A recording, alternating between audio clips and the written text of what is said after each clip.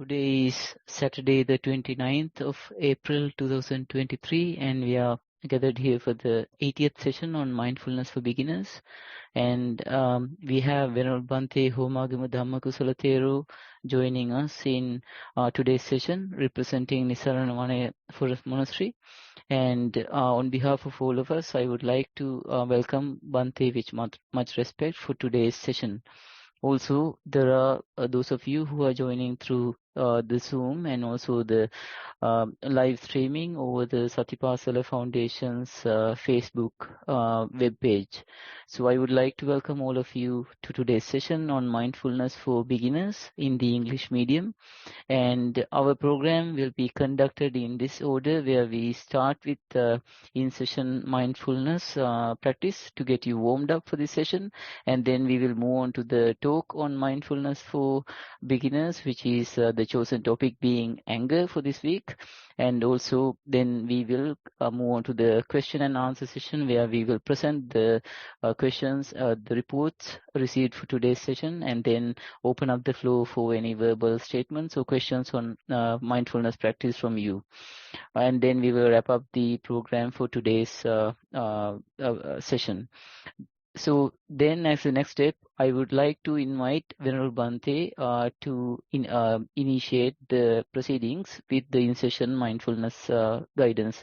Over to Bhante, much merits. Thanks, Namanta. Hello, everybody. So today we will start our session with a mindful walking practice. For this, you need some space where you can walk back and forth. Probably like 10 to 15 steps would be enough. You have to select this space where you can walk back and forth without difficulty, without any obstacles. Make sure that your path is clear.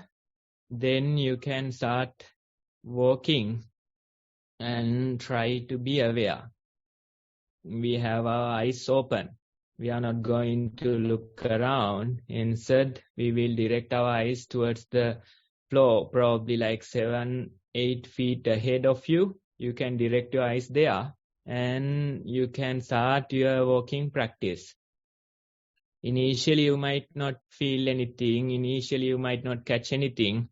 But with time, you may notice that your body is walking.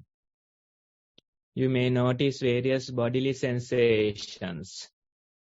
Probably the texture of the floor, temperature differences, various things you might notice. And the parts that are touching, probably the heel that's touching first. Probably the toes are touching last. So these details you might observe. So the idea is to walk in a comfortable manner and try to pay attention to the walking. Try to notice what is happening. Try to notice what you feel. Time to time, various other things like surrounding sights, surrounding sounds, various thoughts, planning, memory, those things may grab your attention. But again and again, we try to be present. We try to bring our attention to the walking process. We try to know that we are walking. This is the idea of a walking session. And again, you have to do this. Again and again, you have to bring your attention to the walking process and try to see that you are walking mindfully. Try to notice that you are walking mindfully. So this is the idea. As a group, let's try to practice mindful walking for a few minutes. Walk in a comfortable manner. Try to be aware. Try to pay attention that you are walking. Bring your attention again and again to the walking process. The mind may wander. You may get various thoughts, emotions. Again and again, we bring our attention to the walking process. We try to be present with the walking. So as a group, let's try to practice mindful walking for a while.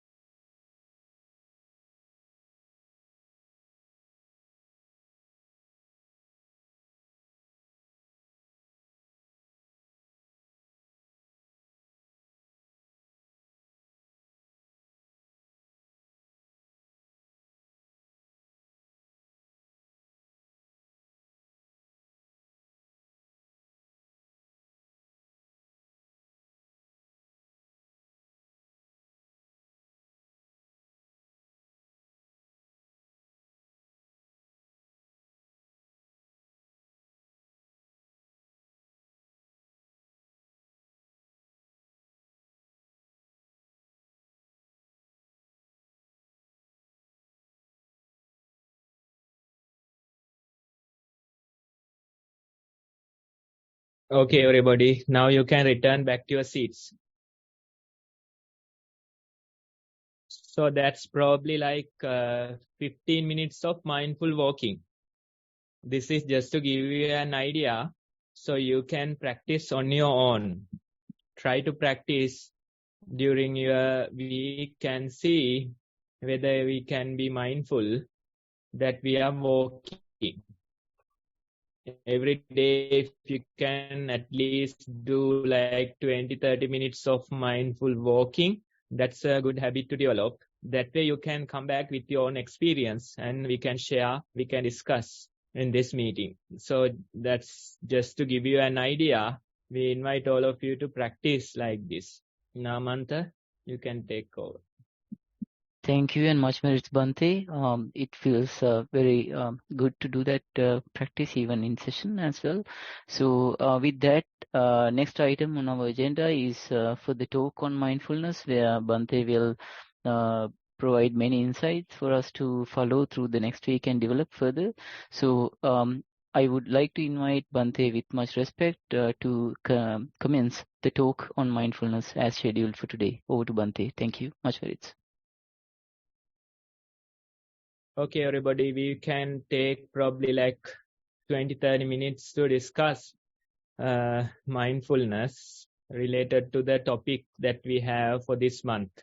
So during this month, we have been discussing the topic anger. So that's our topic for today as well. For 5 weeks, I think we have discussed this. So maybe too long, right? Some of you might feel that it's too long because for 5 weeks we have been having the same topic.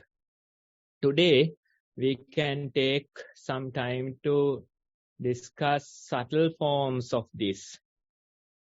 The anger we know. Usually anger, it is prominent. We know when we are angry. We get angry, we blame people, we hit people. So these things are there.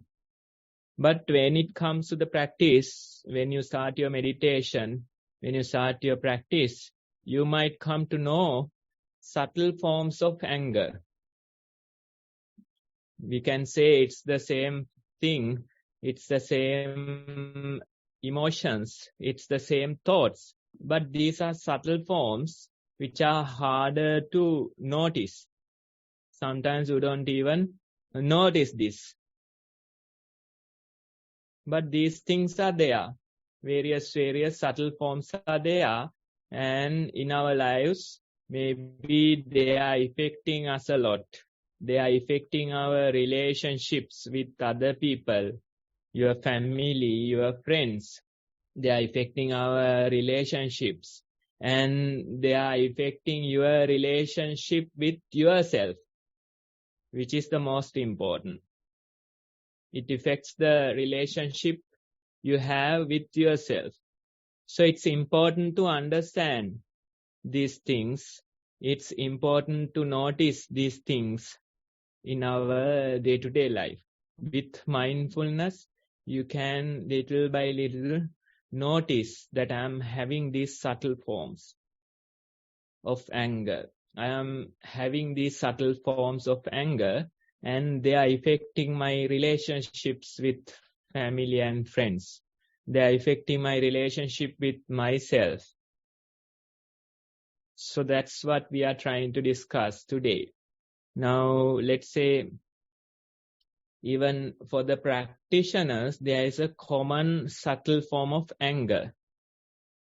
In a way, they hate themselves. They hate themselves. They have a pain-seeking behavior. Especially the practitioners, for the name of the practice, they start a pain-seeking behavior. They try to torture themselves. And they try to do various things. Instead of doing the simple mindfulness practice, they try to torture themselves. They try to sit still for hours and hours. They try to be mindful 24/7. So these are pain-seeking behaviors. Sometimes they avoid meals and try to do various experiments. So these things are not that much appreciated in our practice. Of course, you can do it as an experiment, but if you, without even knowing, sometimes it becomes a pain-seeking behavior. You start blaming yourself for bad thoughts, emotions that you have. You start blaming yourself for being unmindful. So various things are there. Especially for the practitioners, this becomes prominent. Earlier, they had some anger. Earlier, they had some pain-seeking behavior towards the outside people. But now, they have this pain-seeking behavior towards themselves. They try to torture themselves with the name of the practice they do. So it's important that we understand these things. It's important that we talk about these things. Especially as practitioners, we have to make sure that we are compassionate towards ourselves.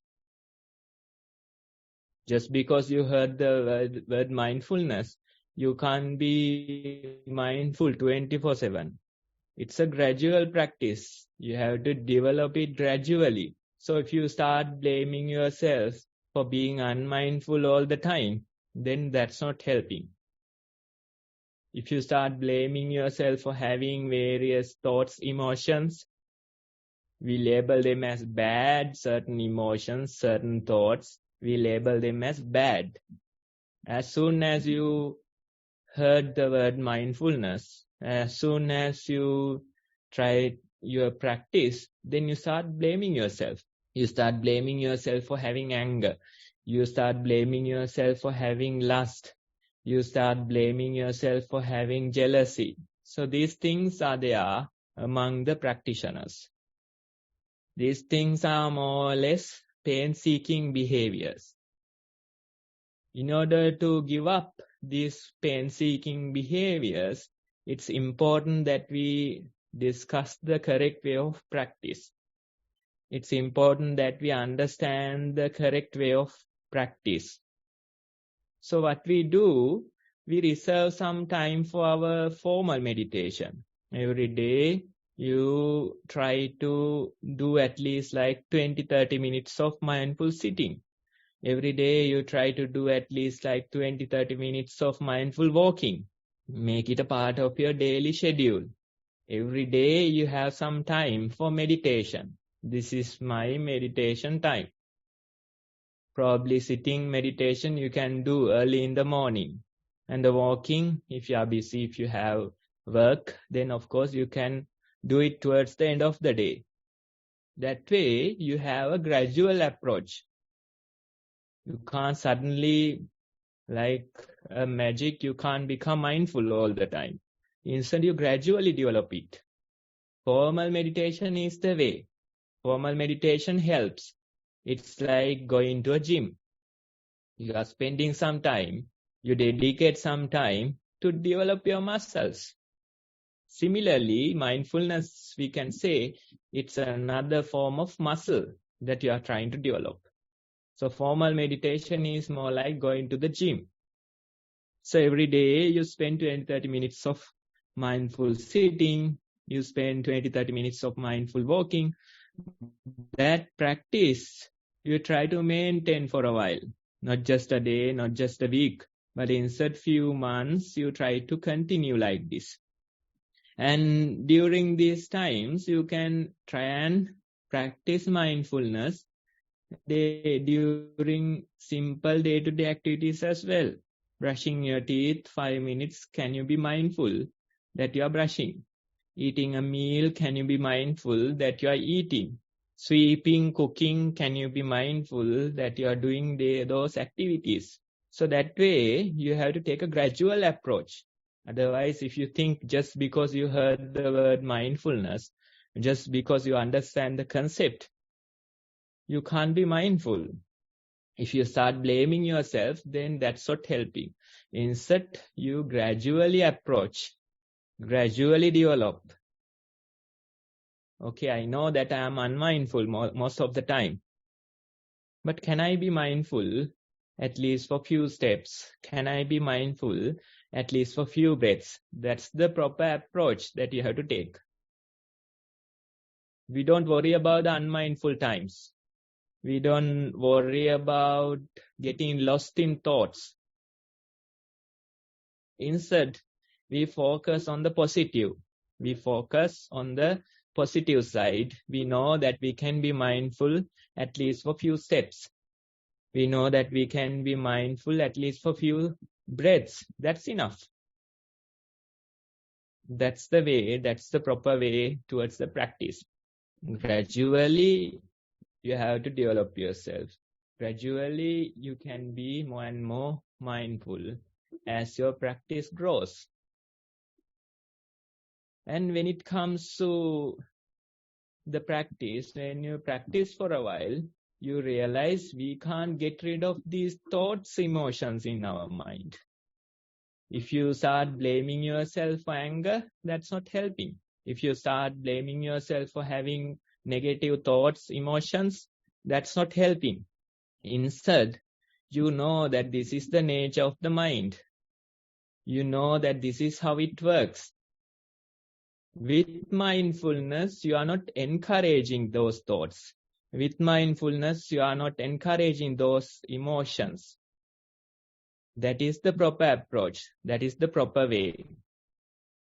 You know that these negative thoughts are there. You know that these negative emotions are there. What you have been doing, you have been encouraging these thoughts in your life. You have been encouraging these emotions in your life. Let's say anger, for example, when you get angry, you want to take revenge. You want to hit people. You want to blame people. You want to destroy at least certain things that they own. That's how you have been doing. So in a way, we have been fueling this fire of anger, of negative thoughts, negative emotions. So far you have been doing that, but now we are not encouraging it. We know that we are angry. We know that we have these thoughts, emotions. By knowing, by that simple act of knowing, you separate yourself from those thoughts, emotions. You separate yourself from those usual fires of desire. So that's the idea. That's the proper approach towards practice. Now you are not encouraging these thoughts, emotions. Now you are not encouraging the anger.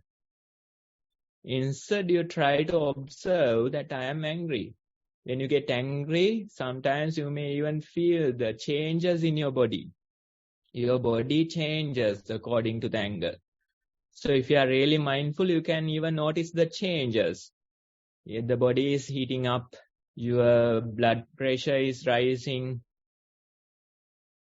So these things, you can notice that due to the anger, these things are happening in my body. That very observation will separate you from the process. That very observation will separate you from anger. That very observation will separate you from those negative thoughts, emotions. So that's the idea. That's the proper way of practice. We are not blaming ourselves for having these negative thoughts, emotions. We are not blaming ourselves for having lost in thoughts. We are not blaming ourselves for not being mindful. Instead, we try to focus our attention on the positive. We try to observe the negative thoughts, emotions. We try to start being mindful instead of the unmindfulness. That way, you have to take a compassionate approach towards the practice. Otherwise, again and again, you are drawn to pain-seeking behaviors. You blame yourself for being unmindful. You blame yourself for having various thoughts, emotions. You blame yourself for not practicing. You have to be compassionate towards yourself because we are human. We have certain flaws. That's the human nature. We are not trying to be perfect. We are not fans of perfectionism. Instead, we just know that we are imperfect. We just know that we have flaws. That very knowing is what we are practicing. We know that we have these weak points. We know that we have these flaws. We know that we have these faults. With the help of mindfulness, we keep observing it. We keep knowing it. We keep identifying it. So that's how you have to approach the practice of mindfulness. Most of the people, they do not know these things. They try to get rid of the negativity. They try to get rid of the thoughts. They try to get rid of the emotions. And they say as meditation, they think that they have to concentrate their mind on a single object. That's the popular message when it comes to meditation. When you say meditation, they think that they can concentrate their attention entirely on a single object. Various methods are there. Various tools are there trying to concentrate, trying to focus. You have to keep your attention on a single object for a long time. And when you have that approach, you start suffering. That's because that's going against the nature of this mind. Instead of fixing your attention on a single object, instead of concentrating your attention on a single object, we take a more simpler approach towards meditation. As meditation, we are practicing awareness, not concentration. Awareness is simply knowing that you are walking while walking, simply knowing that you are breathing, simply knowing that you are sitting while sitting. That simple awareness we are practicing. Sometimes it goes to thoughts, sometimes it goes to sounds. We become aware that I am thinking thoughts. We become aware that I am hearing sounds. Sometimes various other bodily sensations become prominent. Sometimes your mind is agitated. Sometimes your mind is calm. Sometimes you are sleepy. Sometimes you feel pain. All these things are there. We use them all to practice simply knowing. When you are sleepy, you know that you are sleepy. When your mind is agitated, you know that your mind is agitated. When you are lost in thoughts, you know that you are lost in thoughts. When you are angry, you know that you are angry. When you are irritated, you know that you are irritated. That very knowing is the proper way of practice. And when you practice this knowing, when you practice this awareness, as a result, as an additional bonus, your mind may concentrate onto a single object. You may be able to observe few breath cycles continuously. You may be able to observe few steps continuously. That comes as a result of awareness. So we are not seeking, we are not chasing concentration. We are not seeking, we are not chasing, fixing our attention on a single object. Instead, we seek awareness. As a result, concentration may arise. As a result, you can fix your attention longer on your breath. As a result, you can fix your attention on your steps. If it comes, take it as a bonus. But if it's not there, then you don't have to worry. Simply be mindful. Continue with your practice. Sometimes it's the nature of this mind. It is agitated. It's all over the place. So many thoughts, emotions, so many things are going through your mind. So when that is there, you simply have to accept that nature. You simply have to appreciate that nature. This is the status of my mind in this moment. What to do? When it is calm, of course, then you can appreciate that. Now my mind is calm and peaceful. So that's how we are approaching meditation. That's the proper approach according to the practice that we are discussing. You take your sweet time, gradually practicing, gradually knowing these various forms, various phases of the practice. You will become more and more skillful with time. Earlier, maybe you had various pain-seeking behaviors.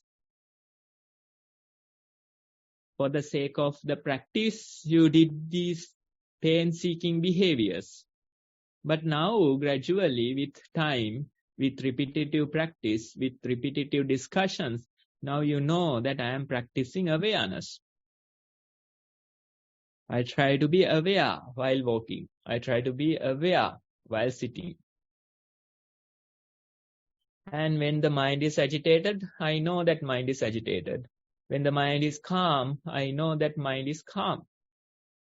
I welcome both these states of the mind. These are different forms, different phases of the same mind. So you have to welcome them. You just welcome and know that this is the nature. This is how the mind is.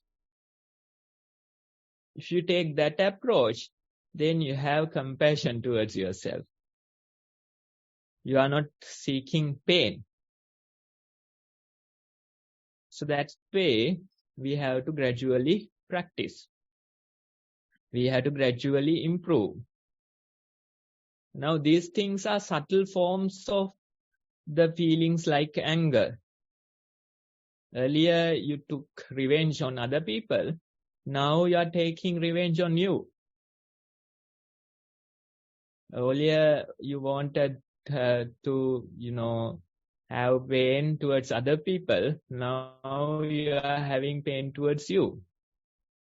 Especially the practitioners, they seek pain for the sake of the practice.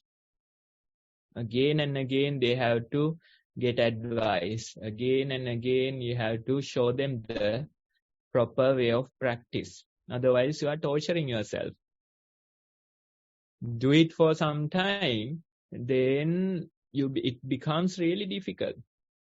Sometimes the word meditation, it is dreadful to some people. So many misconceptions are there. So even the word meditation is dreadful. But when it comes to the mindfulness practice, we simply say it's an invitation to live more and more. History is made in the present moment. So if you pay attention to it, you are living more and more. If you become aware to it, you are living more and more. It's not in the past, it's not in the future. Instead, history is making in the present moment. So whatever the things you want to do, whatever the changes you want to make, you have to do it right here, right now. Not in the future, not in the past. That simple invitation to living, that's all we have. And when you live more and more, you realize now that I am more mindful, I do my activities much better at a higher success rate. You read something, you remember because your attention was there. You do something, you can do it more successfully because your attention is there. Your efficiency becomes higher. You can get more done with less time because your attention is there. So in a way, this practice is an invitation to live more and more. Instead of the thinking mind, instead of getting lost in those thoughts, emotions, you try to live in the present moment more and more. It's more like a skill that you have to develop. Although you have this idea, you think that I should live in the present moment more and more, but it's a skill. You have to develop it. You have to gradually improve it. That's how you can live more and more. Otherwise, the habitual behaviors of mind is there. Habitually, it's get lost in these thoughts, emotions. Habitually, it get lost in these pain-seeking behaviors. But again and again, with the help of the practice, again and again, with the support of repetitive practice, you try to be more and more present. Gradually, you improve. Gradually, you let go of these pain-seeking behaviors. Gradually, you have much better attitude towards the practice that we are doing. So little by little, the change is possible. That's what we are saying. If the change is not possible, then we don't have any faith. We don't have any hope in the practice. We can change this mind. These habitual behaviors we can change. That's the promise here. Otherwise, if the change is not possible, if you say I can't change this mind, if you say I can't be present, if you say I can't bring my attention back to the present moment, then there is no hope. Some people, they say the mind is lost. The mind is thinking. I get all these memories, past trauma, these things are hurting me, getting my mind carried away. So the question that we have to ask, can you bring your attention back to the present moment? Do you have that authority? Do you have that control over your mind? If you are human, if you haven't gone crazy, you should be able to do it. Next moment, again, the mind is lost. That's a different matter. But you have the ability to bring it to the present moment. With that ability, we approach the meditation. Again and again, we exercise this ability. Getting lost is the nature of the mind. You become aware, you bring it to the present moment. That is your authority over that process. Again, you have to do it. 1001 times you have to do. But that's possible. Change is possible. That's why they say as neuroplasticity. Initially, they thought that it's only changing, the brain is only changing in early years, during the childhood. But now they say as long as you are living, the brain is adjusting itself. Whatever the things that you do repetitively become prominent. Whatever the things that you are avoiding doing vanishes, fades away. That's the nature of the brain. That's the nature of the mind. So gradually, the change is possible. Gradually, you can train this mind to be more and more present. And when you improve that quality, you realize how many benefits you are receiving. How effective your activities become, how peaceful your mind becomes, you can really notice these things. You don't have to believe anybody else's words. Instead, practice for a while. Spend few months, spend some time. Gradually, you realize due to this practice, I am feeling more and more peace. I feel calmness in my mind.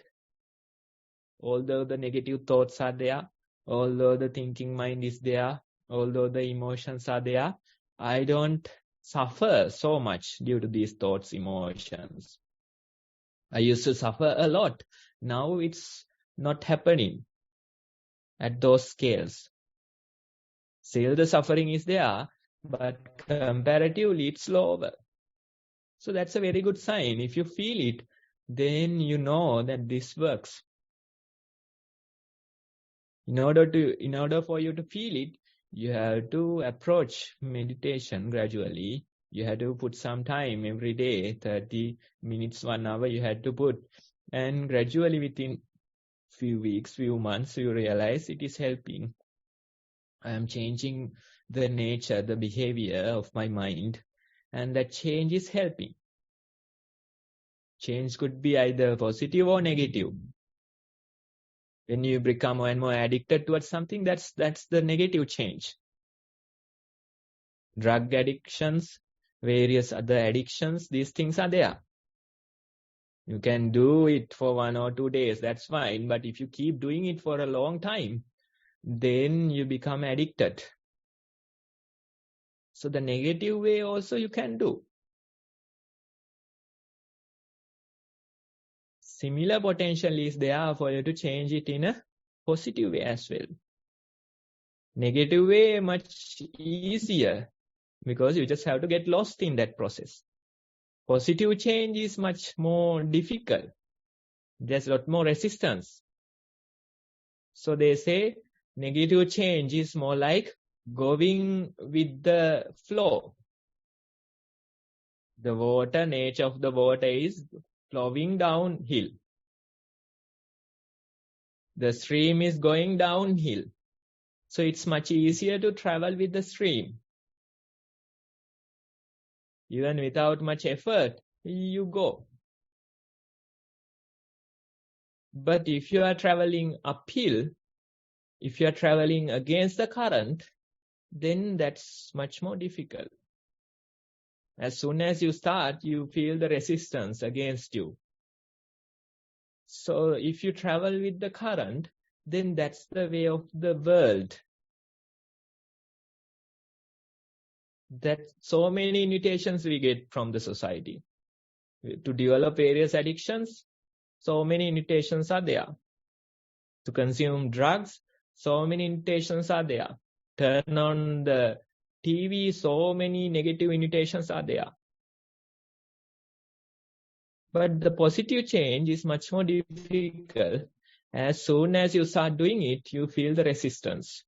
Now you are trying to swim against the current. That's much more difficult. But that approach you have to gradually take. You don't have to finish it within few days. You don't have to finish it within few weeks. Instead, just as a part of your daily life, keep on practicing.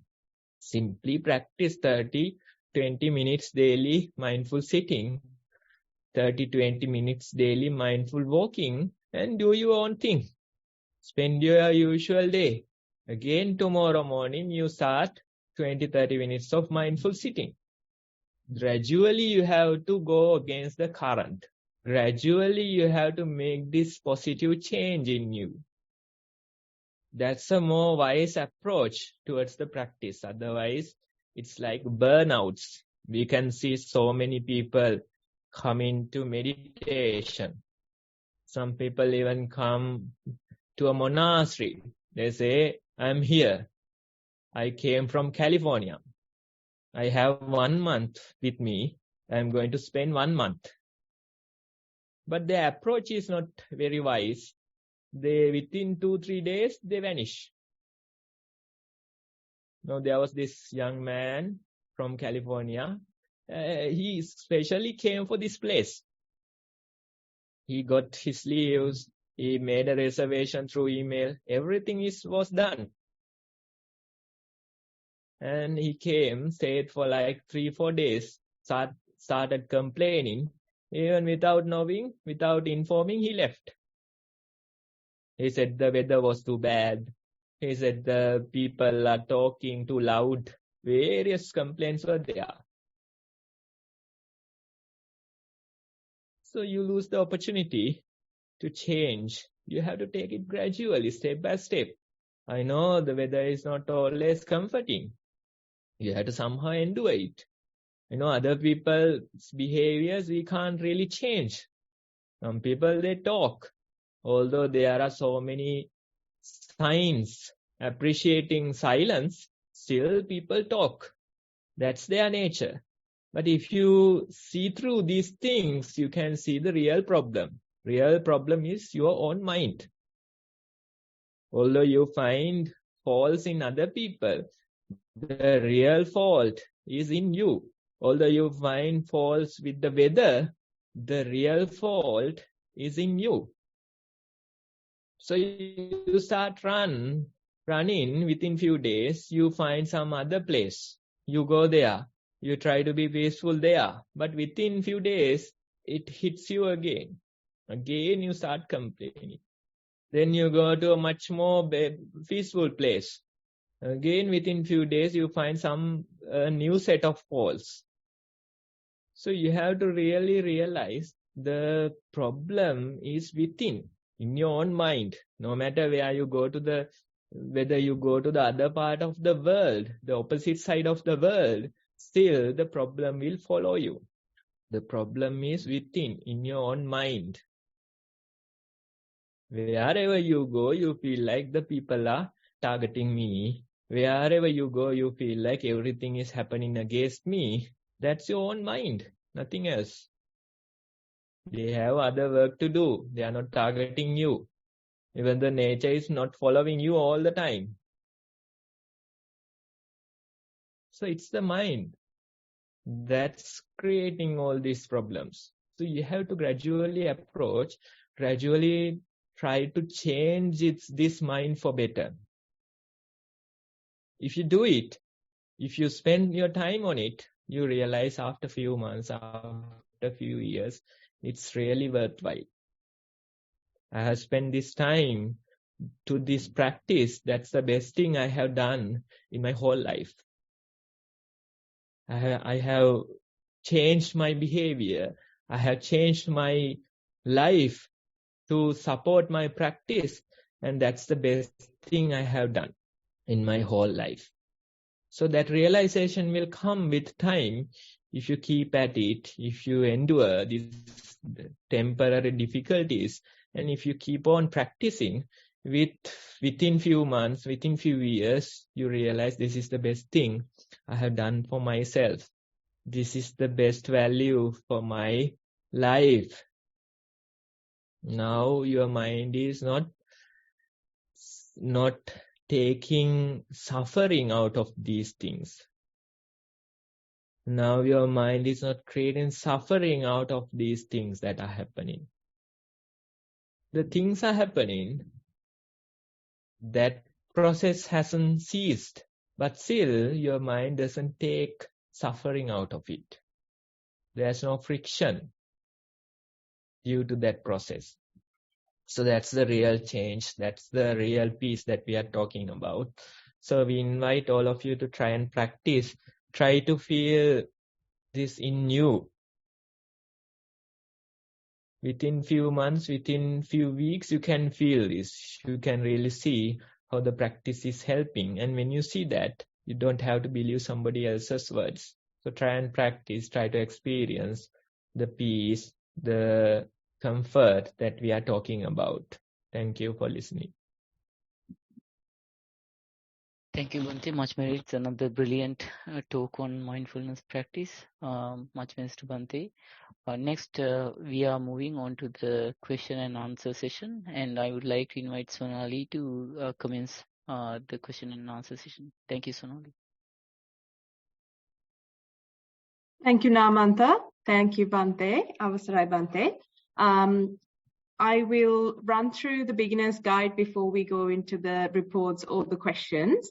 So we've got a couple of videos that Nissarana has formulated for us to watch before we start our meditation. One is about mindful walking, the other one's about mindful sitting. Once you watch that, you'll be able to get a better understanding and start your own practice. Start with any amount of time, 5 minutes to 5 to 10 minutes onwards, and then you can develop it further. And once you do, we would like to hear your experience written in a reflection report. We will be reading out some reports later on. You can get an idea then as well. So you can put it into your own words, what you would feel. Just remember, it's not a test of knowledge of Dhamma or anything like that. Just write your own experience in words, possibly under the heading of mindful walking, mindful sitting, and your daily mindfulness. Namantha will share some of this onto the chat section now, so you will know where to send the reports. But we do have a Google form and also an email address, which is beginnersnv@gmail.com, for you to share this with us. I will now move on to the reports. We have received 2 reports today. I will start with the first one. Mindful walking. Walked indoors on a straight path. First, when standing at one end of the path, noted the anticipation in the mind to notice sensations of feet. Then the walking started.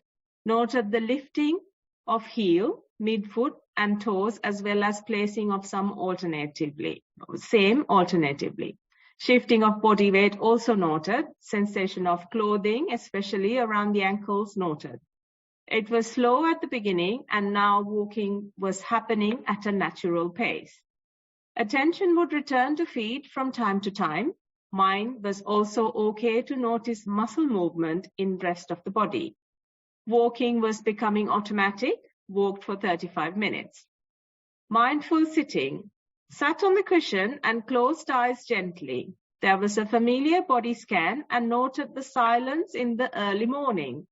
When breath appeared, it was fairly prominent.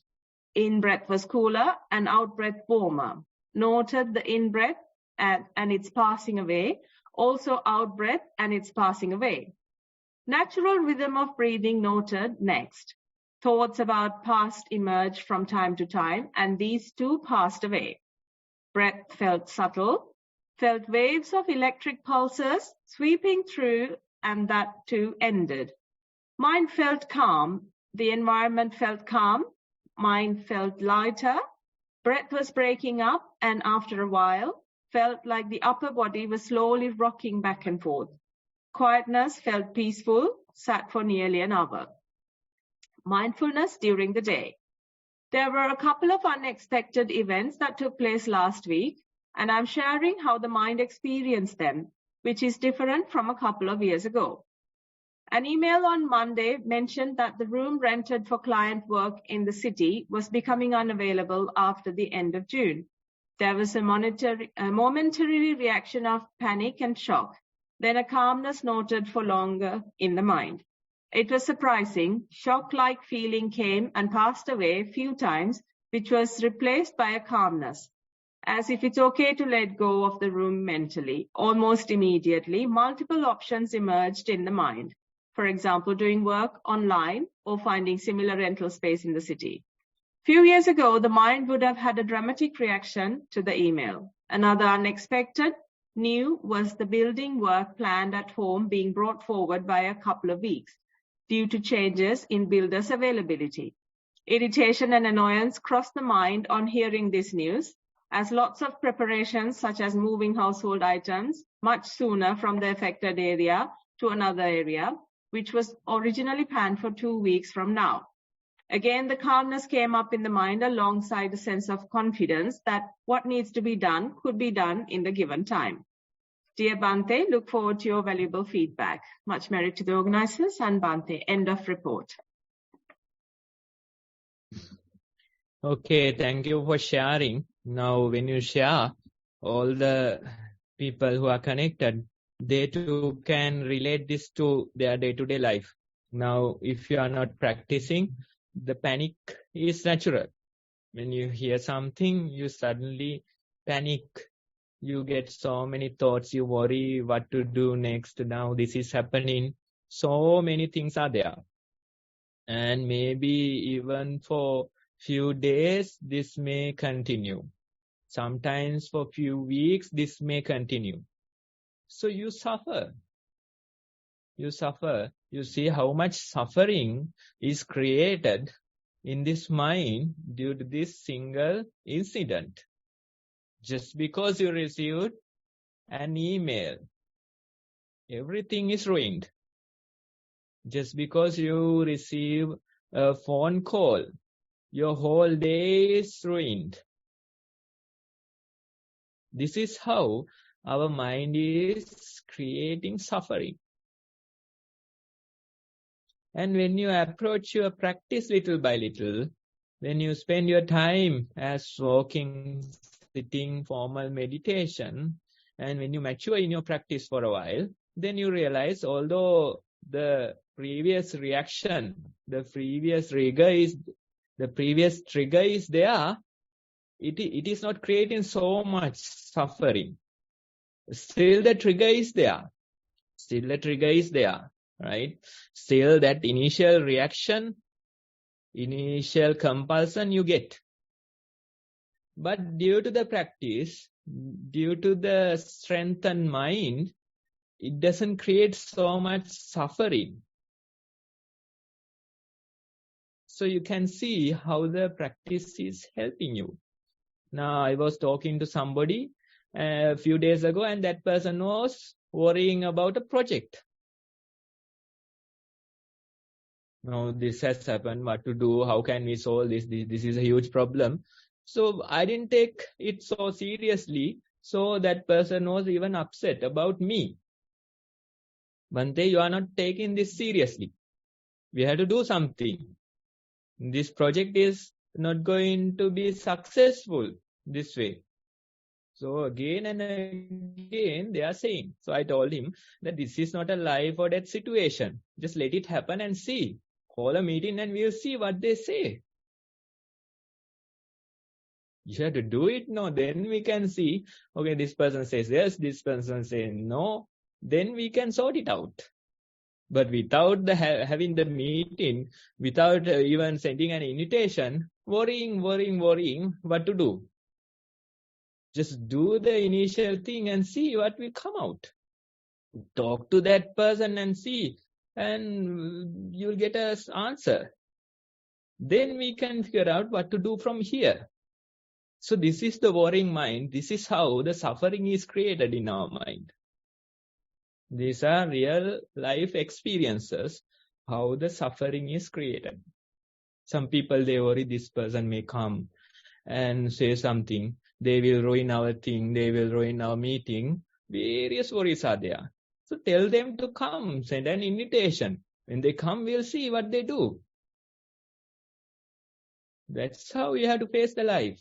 You have to take the challenge. You have to rise up to the challenge. Then we'll see what will happen. If something bad happens, it happens. What to do?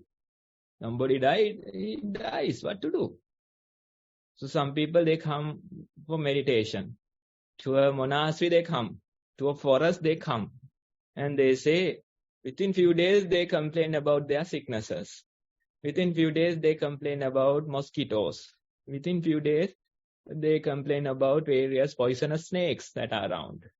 They say, Bhante, if a dengue mosquito bite me, then I may not live. If a poisonous snake bite me, then what can we do? There are no ambulances, so many kilometers till the front office. How can we solve these things? So we tell them, if you die, don't worry. We'll give the funeral to the monkeys. Not the black monkeys, but the yellow monkeys. They are good funeral directors. Not the black version, the yellow version. Right? So they will manage the situation. They will manage the situation much better. Don't worry, you don't have to worry. They'll do it. If you die, you die. What to do? That's life. That's life. That's how it happens. You can plan those things. You plan for so many things. Can you plan your death? Some people, they even try that. They try to plan your death. But how do you know what will come? Can you plan the illnesses? Do you know how long you will live? No idea. And if you make your mind, okay, I have this illness, I'm going to die. Within a week, I will die. You wait for a week, still no result. Then you say, within a month, I will die. Still no result. Within a year, I will die.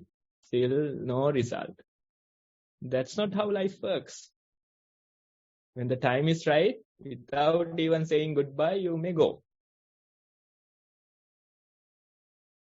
When the time is not right, although you plan your death, it is not happening. You can see some young people without any sign of sickness, suddenly they drop dead. How could it happen? Some old people, 95 years old, still hanging in. Right? So that's how it works. You can't really plan it. You don't know what's around the corner. So you have to be prepared. Just keep calm, quiet mind and see what comes.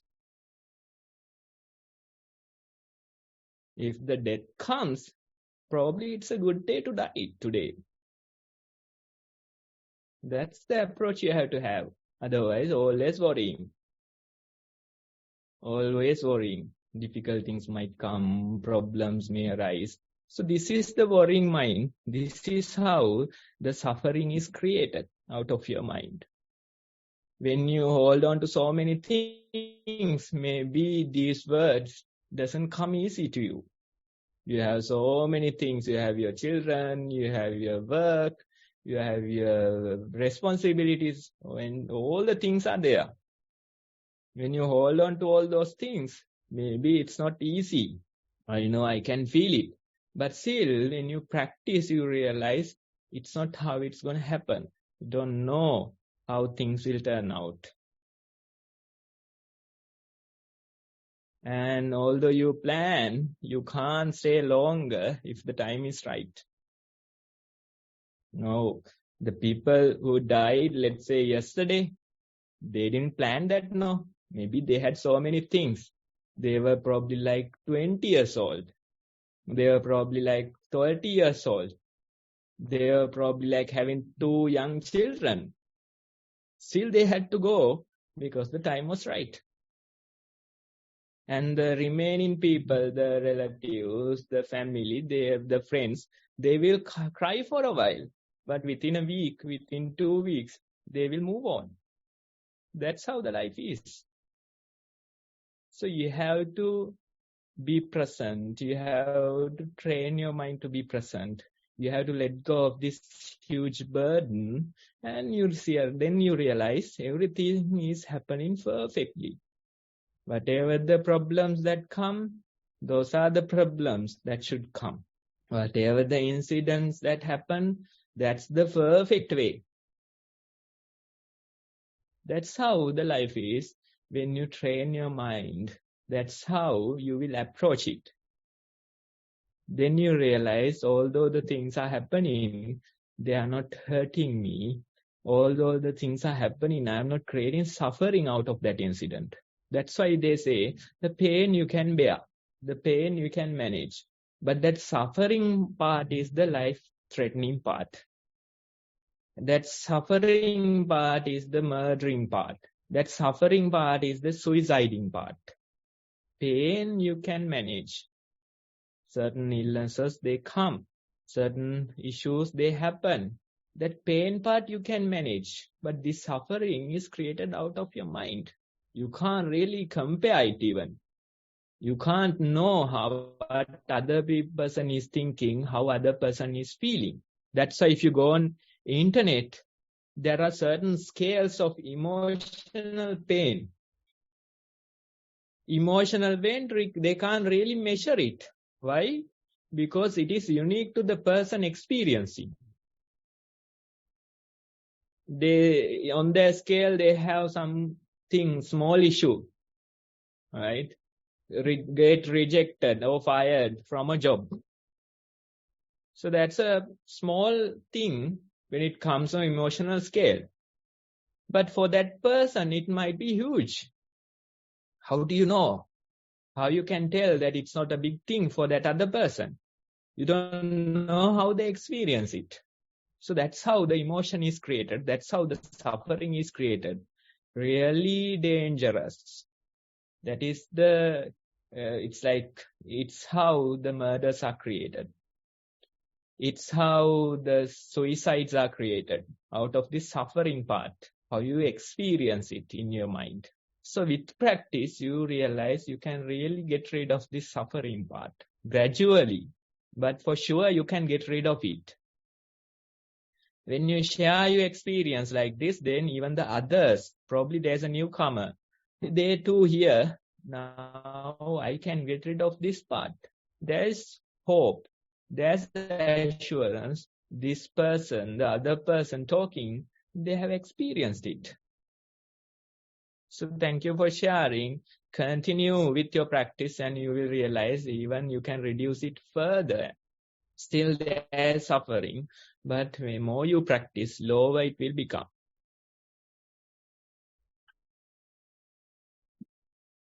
Thank you, Bhante. We can all relate to that one. I will move on to the next report. Walking meditation.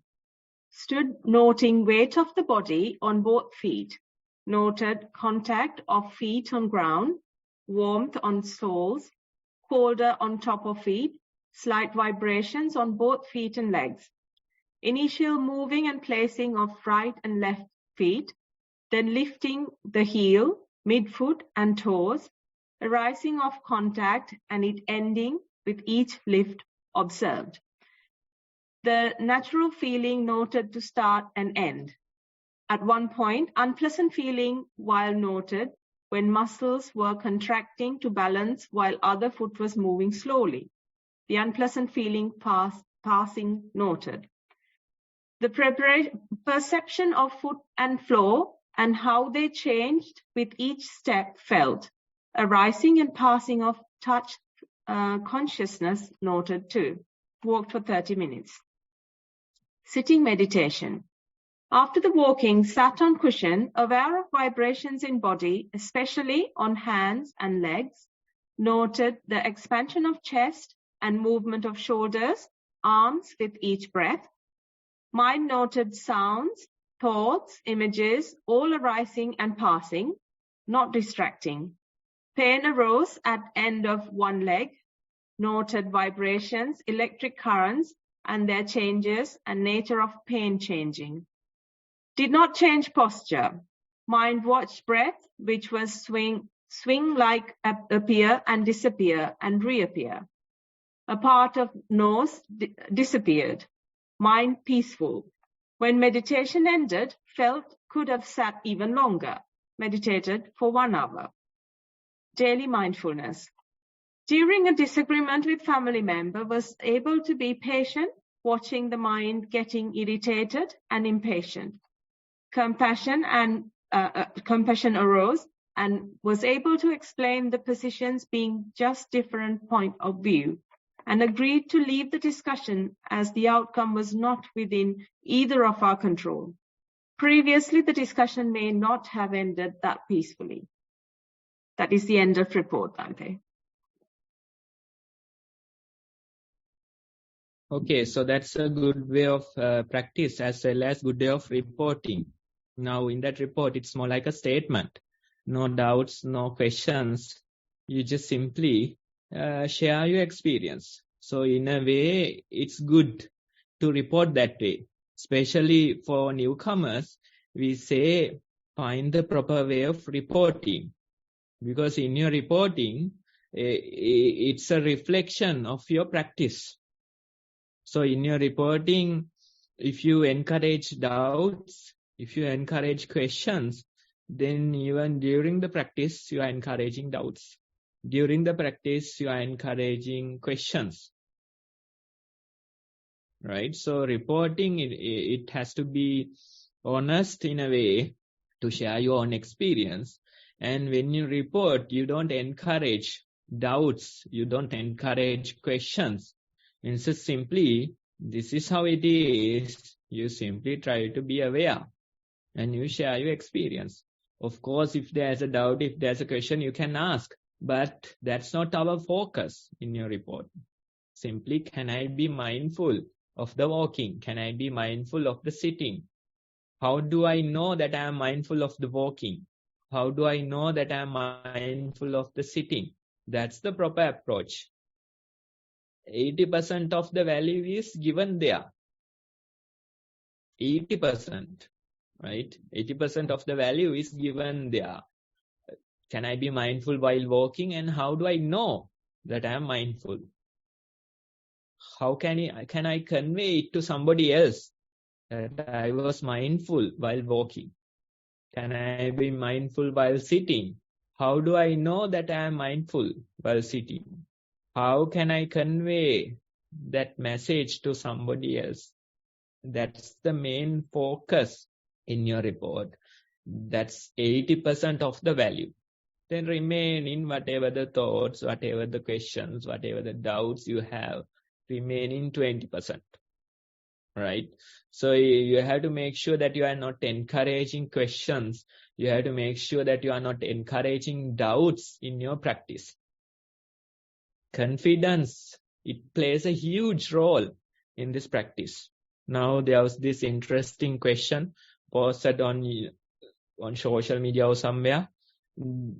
The question was, now if the Buddha said that you are already enlightened, why do you practice?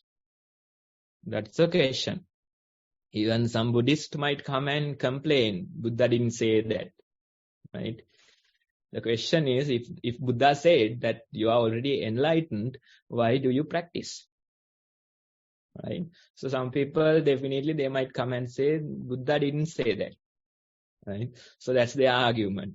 But if we go into the question, the statement, then why do you practice? If you are already enlightened, if you are already a Buddha, then why do you practice? That's a really valuable question. That's a really interesting question. You practice because you don't know that you're already enlightened. You practice because you don't have that confidence. With practice, you realize everything is perfect. With practice, you realize I am already enlightened. I was born as a Buddha, and only after so many years, I realized this. Even Buddha himself, he realized he was a born Buddha only after 35 years. So many years of hard work, so many years of practice, 6 years of torturing himself.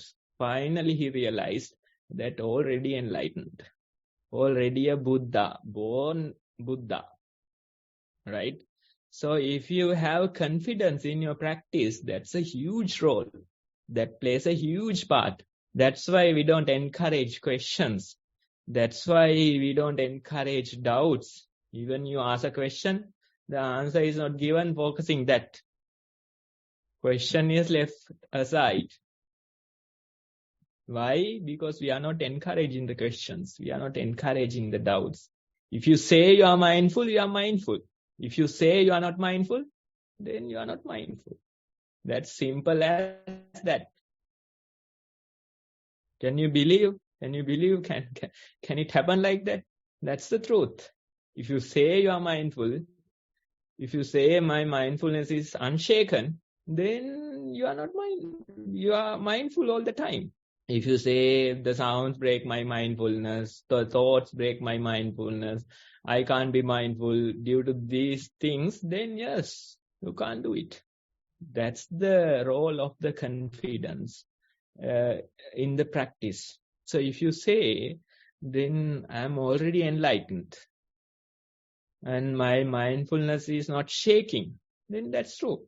But if you are encouraging doubts, if you are encouraging questions, then probably it may take so many years.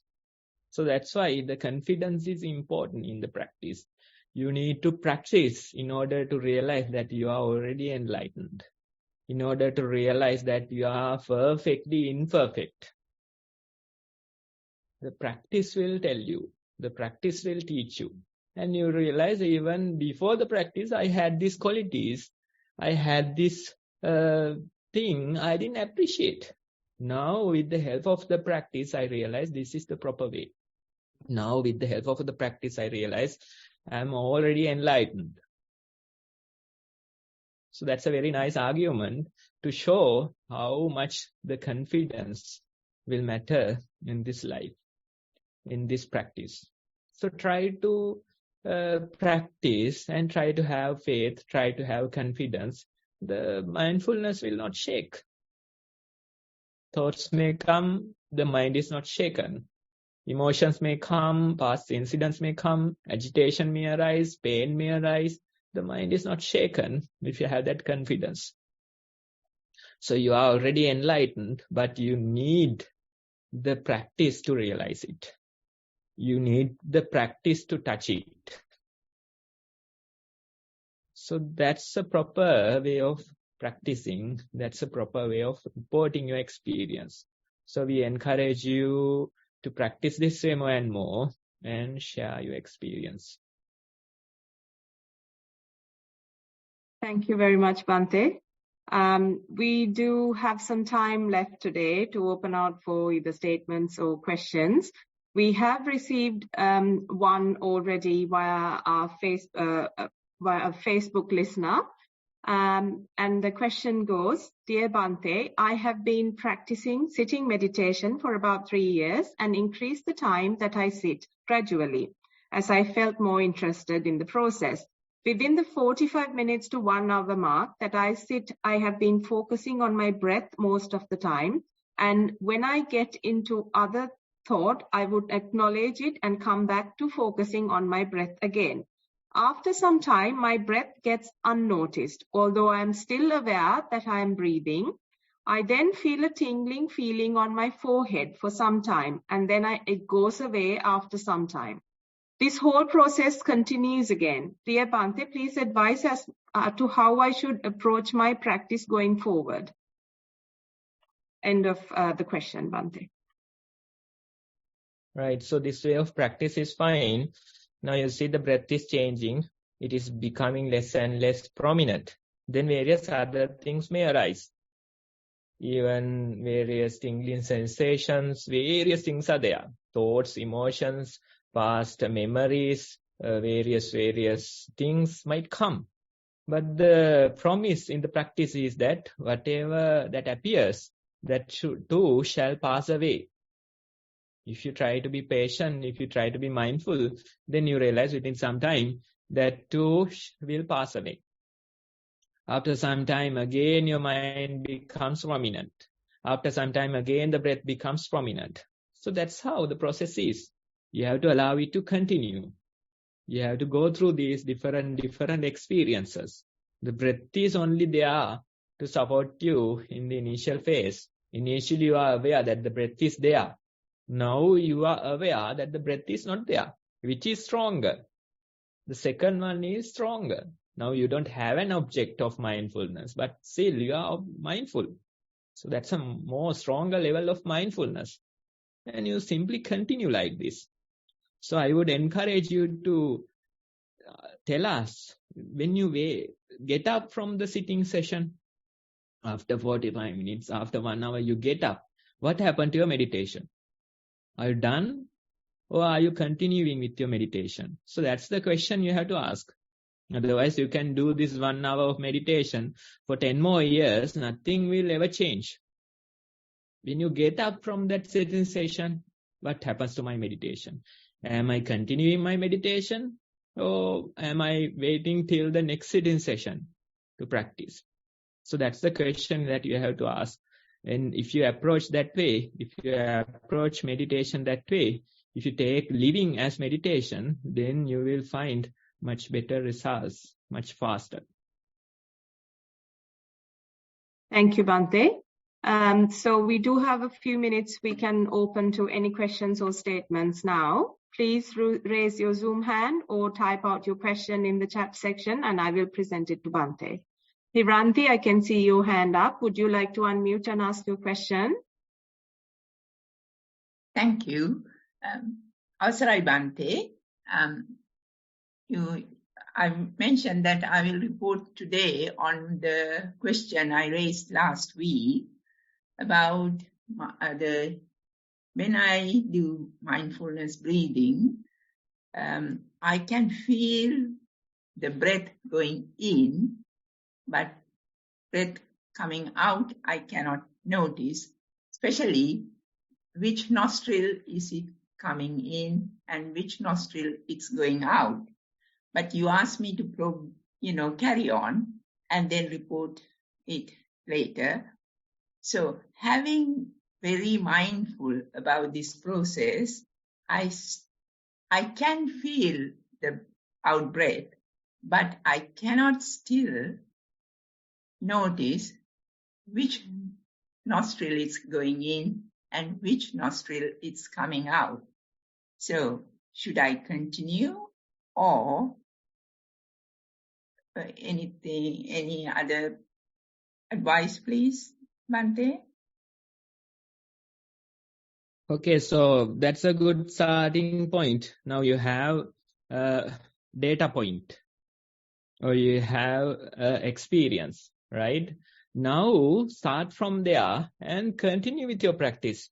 Try to observe more and more ingoing breaths.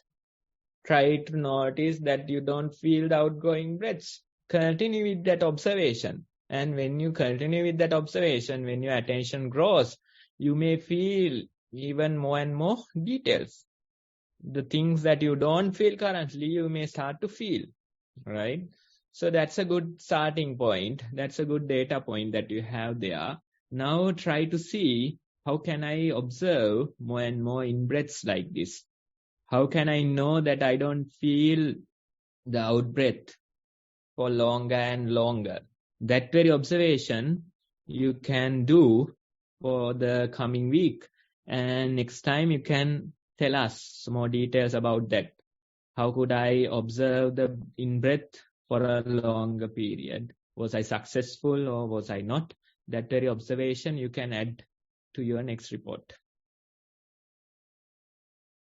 So what you mean is, Bhante, to carry on as it is and pay more attention to the out-breath? No, don't have to pay more attention, right? Current attention is enough. What I'm suggesting is that continue with this observation for a longer period, right? Now you have a single data point. Now you have to draw the entire graph, right? You can't draw a graph with a single data point. More data points you have, better the graph becomes, more accurate it becomes. So I'm suggesting you to add more and more data points. So wouldn't it be better if I continue for more than a week, 2 weeks, or more meditation on the breath? Is that what you're saying? You can continue the meditation as long as you are living. That's the real way of meditating. But what I am suggesting is that try to do this observation for a longer period and tell us what happens when you do it. Okay, all right. Got it, Bhante. Thero and Sarnai, thank you. If anyone else has any questions, we may be able to take one more question. Otherwise, I can't see any more hands, so I think maybe that will be the end of that. I will pass on to Namanta again to end the session. Thank you very much, Merit Sonali, and also thank you, Bhante, much thanks to Bhante for such insightful advice. And yes, and also thanking all the participants who sent through reports and also raised verbal questions just now. So with that, our session on mindfulness for beginners today comes to an end, and we would like to wrap this up. So I would like to thank and share merits with Venerable Bhante Homagama Dhamma Kusala Thero for representing Nissarana Forest Monastery and providing us such valued inputs and insights into our practice. So much thanks to Bhante, and we hope that these merits will have a positive knock-on effect on Bhante's own practice too. Furthermore, I would also like to mention with much gratitude Most Venerable Bhante Udayiregama Dhammajiva Mahathero, the Chief Abbot of the Nissarana Vanaya Forest Monastery, for providing us with this platform of a program to continue this kind of education on applying mindfulness. Also, there are organizers in this program who are looking after this program from the very beginning to initiate it and to run it this way. So thank you, and sharing merits with all of you, and I hope that these merits will have a positive effect on your own practices and you keep improving each moment, each day. So thank you. And of course, we are fortunate to have all of you joining these sessions in live format on the Zoom and also through the Facebook live stream. And we share these merits with you and hope that these merits go on to improve your mindfulness. And of course, we appreciate the fact that your presence justifies the continuation of the program, achieving us the participation from Bhante from Nissarana Forest Monastery. So with that, if anyone has a question or any feedback, I can give you a minute or so to speak. If you can raise Zoom hand. It's just a formality. I think there's no one raising Zoom hand. So I would like to close off the session for today. I wish all of you a happy and mindful week ahead. And we will have the same program session on next week, same time on Saturday. It will be 1 p.m. Sri Lankan time, wherever you are geographically located in the world. So wish you a happy and mindful week ahead, and thank you. We will see you next week, and I will close off the Zoom session for now. Thank you.